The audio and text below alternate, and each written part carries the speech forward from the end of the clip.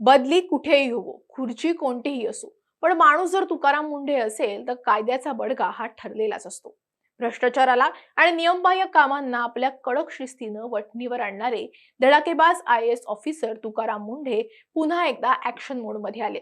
25 मे रोजी त्यांनी राज्याच्या अन्न आणि औषध प्रशासन म्हणजेच FDAच्या आयुक्त पदाचा पदभार स्वीकारला. आणि हा पदभार स्वीकारताच अवघ्या काही दिवसात त्यांनी असा काही कारवाईचा धडाका लावलाय की राज्यातील भेसळखोर, काळा बाजार करणारे आणि ग्राहकांना फसवणाऱ्यांचे धाबे चांगलेच दणाणलेत.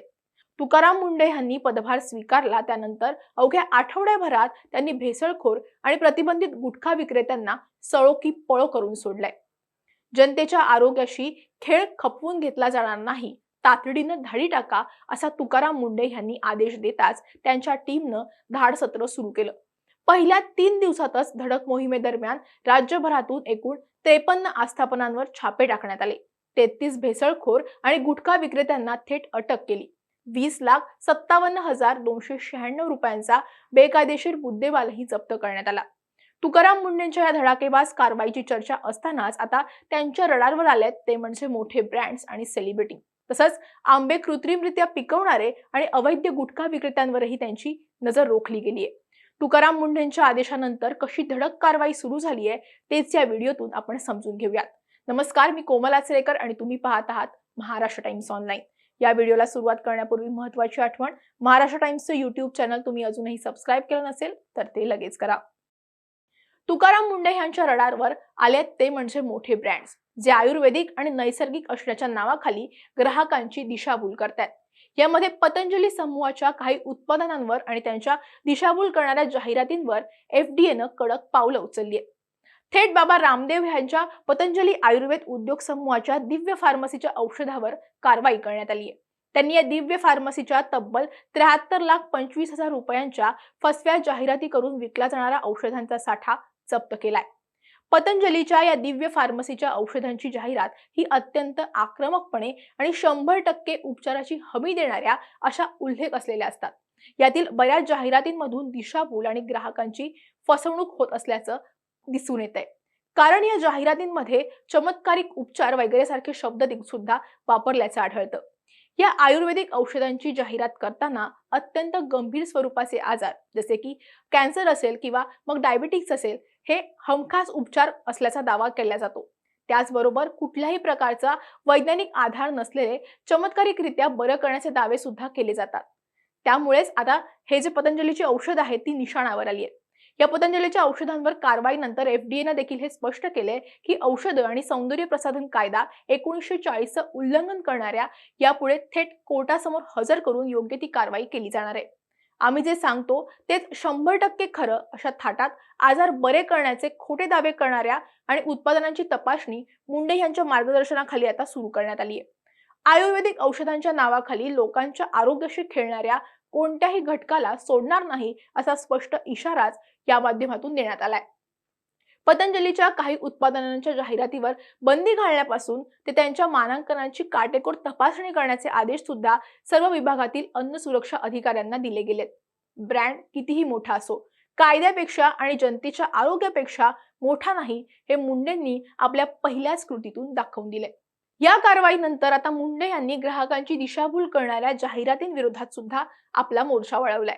सध्याच्या स्पर्धेच्या युगात अनेक कंपन्या आपल्या उत्पादनांची विक्री वाढवण्यासाठी आकर्षक आणि भ्रामक जाहिरातींचा आधार घेतात. या जाहिरातींमध्ये उत्पादनांबाबत खूप मोठे आणि खोटे दावे केलेले असतात. आपण टीव्हीवर, पेपरमध्ये किंवा मग सोशल मीडियावर पाहतो की मोठे सेलिब्रिटी, क्रिकेटर्स किंवा अभिनेते कोणत्या ना कोणत्या प्रोडक्टची जाहिरात करत असतात. म्हणजे जसं की हे खाल्ल्यानं ताकद येईल, हे लावल्यानं तुम्ही गोरे व्हाल, अशा अनेक भ्रामक आणि फसव्या जाहिराती या ग्राहकांवर लादल्या जातात. सामान्य नागरिक आपल्या आवडत्या स्टारकडे बघून त्यांच्यावर विश्वास ठेवून ते उत्पादन विकत घेतात आणि फसतात. अशा दाव्यांमुळे ग्राहकांची फसवणूक होत असल्याचं लक्षात आले. त्यामुळेच अन्न आणि औषध प्रशासन आता अधिक कठोर भूमिका घेणार असल्याचं मुंडे यांनी स्पष्ट केले. विशेष म्हणजे या कारवाईच्या कक्षेतून केवळ उत्पादन करणाऱ्या कंपन्याच नव्हे तर त्या उत्पादनांचा प्रचार करणारे सेलिब्रिटी, जाहिरातदार आणि मार्केटिंगशी संबंधित इतर घटकांचा सुद्धा समावेश असणार आहे. पैशाच्या मोबदल्यात कोणत्याही उत्पादनाची जाहिरात करणाऱ्या सेलिब्रिटींना सुद्धा आता त्यांच्या दाव्याची जबाबदारी घ्यावी लागणार आहे. ग्राहकांची फसवणूक करणाऱ्या कंपन्यांवर अन्न आणि औषध प्रशासनाची नजर राहणार आहे. मात्र ग्राहकांपर्यंत जाहिरातीच्या माध्यमातून उत्पादन पोहोचवणाऱ्या या प्रक्रियेत सहभागी जाहिरातदार, उत्पादक आणि ब्रँड अँबॅसेडर या सर्वांची जबाबदारी निश्चित होणार आहे. आयुक्त तुकाराम मुंढे यांनी यातून स्पष्ट इशारा दिलाय की ग्राहकांची दिशाभूल करणाऱ्या जाहिराती आता महाराष्ट्रात खपवून घेतल्या जाणार नाहीत.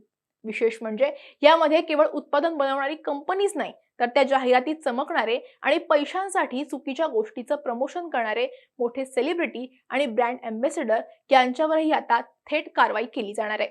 सेलिब्रिटी कितीही मोठा असो, जर त्याने पैशांसाठी ग्राहकांच्या आरोग्याशी किंवा पैशांशी फसवणूक असणाऱ्या उत्पादनांची जाहिरात केली तर त्याला सुद्धा आता उत्तर हे द्यावंच लागणार आहे.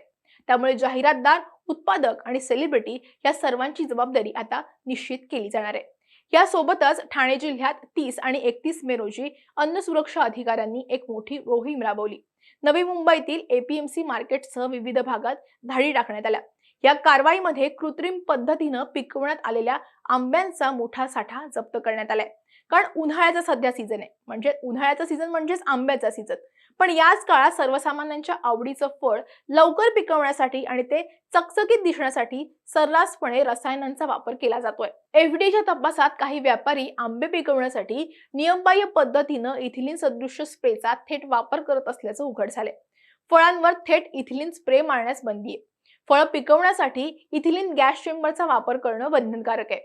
मात्र तपासणीत अनेक व्यापारी हे नियमाचं उल्लंघन करताना आढळले. या प्रकरणी 3 मोठ्या आस्थापनांवर कारवाई करण्यात आली आहे. तब्बल 3453 किलो आंबे जप्त करण्यात आले, ज्याची किंमत 11,12,850 रुपये इतकी होती. जप्त केलेल्या आंब्यांचे नमुने हे तपासणीसाठी प्रयोगशाळेत सुद्धा पाठवण्यात आले. हा आंबा थेट तुमच्या आमच्या ताटात जाणार होता, पण एफडीएच्या तत्परतेमुळे हा अनर्थ टळलाय. यासोबतच जागतिक तंबाखू विरोधी दिनानिमित्त 29 ते 31 मे दरम्यान गुटखा, पान मसाला आणि सुगंधित तंबाखू विरोधातही विशेष मोहीम राबवण्यात आली होती. या मोहिमेमध्ये 36 आस्थापनांवर कारवाई करण्यात आली आहे. 4,74,407 रुपयांचा प्रतिबंधित साठा हा जप्त करण्यात आलाय. या प्रकरणात विविध पोलीस ठाण्यांमध्ये गुन्हे दाखल करण्यात आले. आतापर्यंत या गुन्ह्यांमध्ये 37 जणांना अटक सुद्धा करण्यात आली आहे. तसंच नियमांचं उल्लंघन करणाऱ्या 31 आस्थापनांना सील सुद्धा ठोकण्यात आले. प्रशासन आणि त्यांचं काम करतंय, पण जोपर्यंत आपण नागरिक म्हणून जागरूक होत नाही तोपर्यंत ही व्यवस्था पूर्णपणे बदलणार नाही, हेही तितकंच खरंय. म्हणूनच अन्न आणि औषध प्रशासनानं राज्यातील सर्व नागरिकांना महत्त्वाचं आवाहन सुद्धा केलंय. भेसळयुक्त किंवा प्रतिबंधित अन्न पदार्थाची तुमच्याकडे माहिती असेल तर तातडीनं तक्रार दाखल करा, असं आवाहन करण्यात आले. तक्रारीसाठी 1800-222-365 हा टोल फ्री क्रमांक उपलब्ध करून देण्यात आलाय. प्रशासनाची ही मोहीम पुढे सुद्धा सुरू राहणार आहे. आणि जर तुम्हाला कुठल्या दुकानामध्ये भेसळयुक्त अन्न, अवैध गुटखा किंवा चुकीची औषधं विकली जात असल्याचं आढळलं तर तात्काळ अन्न आणि औषध प्रशासनाच्या टोल फ्री क्रमांकावर तक्रार नक्की नोंदवा. तुमची एक तक्रार हजारो लोकांचं आयुष्य वाचवू शकते आणि तुमची ओळख पूर्णपणे गुप्त सुद्धा ठेवली जाईल. तुकाराम मुंढे यांच्या या सिंघम स्टाईल कारवाईच्या धडाक्यातून सर्वसामान्य जनतेकडून प्रचंड कौतुक होते. भ्रष्टाचारानं पोखरलेल्या यंत्रणेला त्यांनी पुन्हा एकदा शिस्त लावायला सुरुवात केली आहे. तुम्हाला काय वाटतं? फसव्या जाहिराती करणाऱ्या सेलिब्रिटींवर खरोखरच जेलची किंवा दंडात्मक कारवाई झाली पाहिजे का? आणि मुंडेंच्या या धडाकेबाज कारवाईविषयी तुमचं मत काय आहे ते आम्हाला कमेंटमध्ये नक्की सांगा. हा व्हिडिओ आवडला असेल तर लाईक आणि शेअर करायला विसरू नका. असेच व्हिडिओ पाहण्यासाठी महाराष्ट्र टाइम्सचं YouTube चॅनल सबस्क्राईब करा.